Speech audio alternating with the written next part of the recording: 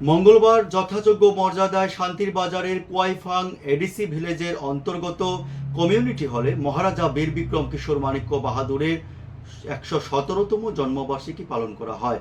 উক্ত অনুষ্ঠানে উপস্থিত ছিলেন দক্ষিণ জেলার সভাধিপতি দীপক দত্ত সহ অন্যান্যরা।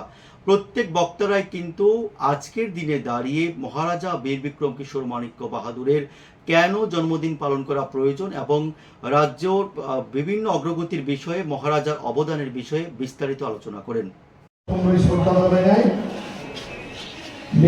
কিন্তু উনি রাজ্যের উন্নয়ন করেছেন, তা না হলে এটা সম্ভব নয়। তো সুতরাং আজকের দিনে আমি আজকের এই মঞ্চ থেকে দাঁড়িয়ে এটাই আপনাদের কাছে আহ্বান রাখবো যে আমরাও মহারাজা যেভাবে রাজ্যের উন্নয়নের জন্য সব জাতিগোষ্ঠী ধর্মের লোক একত্রিত করে এই রাজ্যের উন্নয়নের কাজ চালিয়ে গিয়েছেন, আমাদেরকেও ওনার পথে গিয়ে ওনার পথ অনুসরণ করে আমাদের এই রাজ্যের পাশাপাশি আমাদের এই দক্ষিণ জেলাও বিশেষ করে যদি আমরা উন্নয়নের জায়গায় যেতে হয়, উন্নয়নের শিখরে পৌঁছতে হয়, তাহলে ওনার আদর্শকে ওনার পথকে আমাদের অনুসরণ করতে হবে। আমরা লক্ষ্য করেছি